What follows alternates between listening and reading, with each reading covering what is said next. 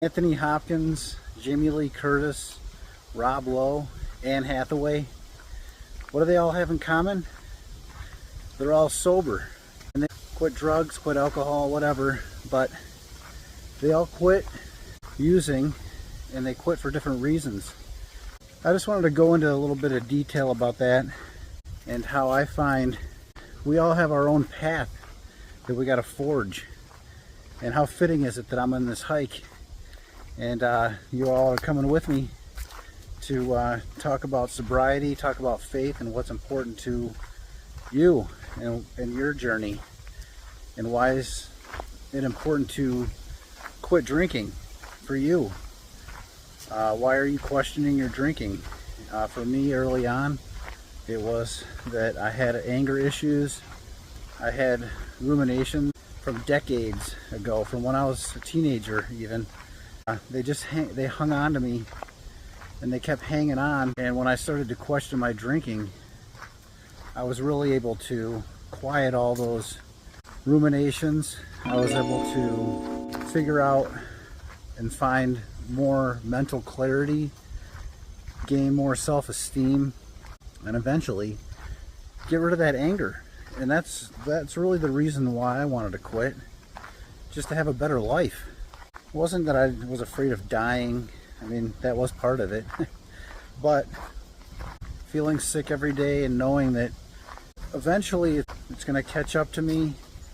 I started noticing some pain in my esophagus sometimes when I'd swallow, and that went on for a few years at the end of my drinking, and that was a cause for concern. I never got diagnosed with anything, but it got to a point where it hurt to swallow my food sometimes. And even in my 20s, I had problems with anxiety, but I went through about a 6-month period where I lost a lot of weight, and I was having a hard time keeping food down because of my drinking, really. I mean, it was because of I never was able to get to the bottom of why it happened, but I know that the alcohol was making it worse, and I was picking alcohol over anything else. So I just didn't eat or ate very little. I ended up trying apple cider vinegar, taking like an ounce of that a day with some water maybe, and eventually I was able to kind of come out of it through all the testing and everything like that. They never saw anything, but I was able to come out of that. I was down about 20 pounds. Eventually it got better. I healed up from that for whatever reason, but I drank through all of it, of course. Today is the tomorrow that you worried about yesterday. That was one of the things that Anthony Hopkins said a few years ago on, I think it was his 45th year sober. And how awesome is that for Anthony Hopkins, waking up with a hangover every day early in his career, and seeing that if he continued down that path, he wasn't going to have a career or a life for that matter. So he gave it up. I respect that. Like I said, I didn't look into these celebrities until I was sober for 4 years, and I made a YouTube short. It was one of the first ones I made. Another one I saw was Anne Hathaway, sober for 5 years. She quit because she could tell her relationship with alcohol was going nowhere. It was a dead-end street. She didn't want to have that present in her life with her kids growing up, young kids, and was just taking away her ability to cope with life. Lowe, he quit in the early 90s, so he's been sober like 35 years. You know, it's like you look at that situation, he knew, same thing like that Anthony Hopkins was going through, that he wasn't going to have much of a life if he kept on that path of just being selfish. He said one night when his grandfather died, his mom called, left him a message. He couldn't answer the phone, so he let it go to the, at the time, answering machine. He let it go and listened to that, and went over to his nightstand and picked up a bottle of Cuervo and just started drinking that instead of answering that phone and that call from his mom. And that just opened up his eyes to say, you know, he's not able to be present in his family's life because of his drinking. And what a shame that was. So he quit. Jamie Lee Curtis, Quit 25 some odd years ago, I believe it was, and same thing. Just wanted a better life for herself.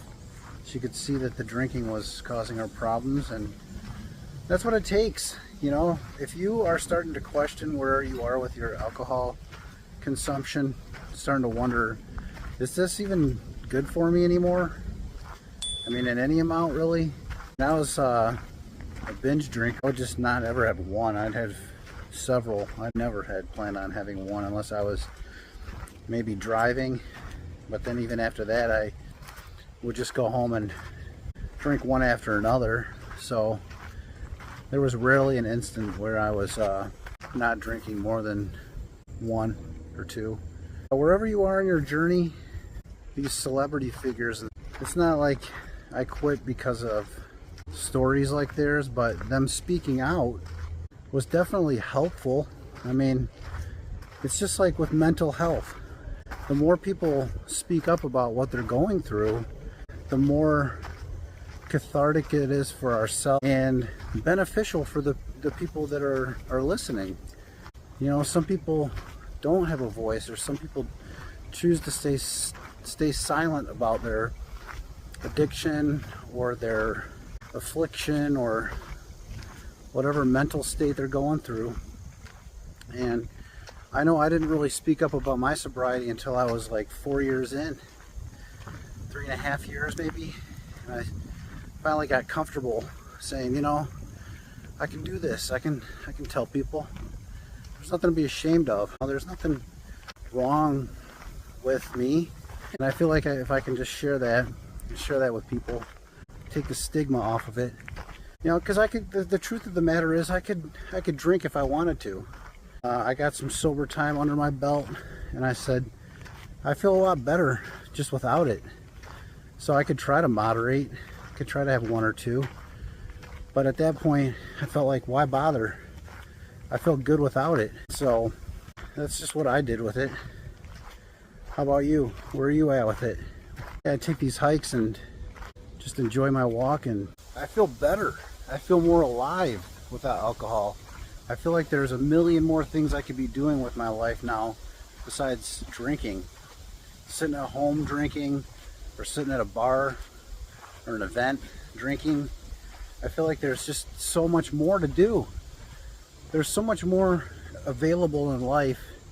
And when you're stuck in addiction like I was, you think that really all there is drinking. And that's the only thing that's going to satisfy you. And when you're in it, that's what it feels like, right? But when you're out of it, that's when the joy comes. And you find out there's no need for it. There's no need for alcohol. It really just it holds people back. Are there people out there that can enjoy one glass of champagne or one beer or one glass of wine? Yeah, they're out there. And more power to them if that's what they like. But I find that alcohol in any amount is a carcinogen. In any amount, alcohol isn't good for you. It leaves you feeling thirsty, dehydrated. Causes a number of cancers, or at least is linked to a number of cancers now. And governments around the world are starting to take note of it and let the public know that alcohol in any amount is no good for us. It's like smoking or doing drugs. It's just another drug. Sobriety is where it's at.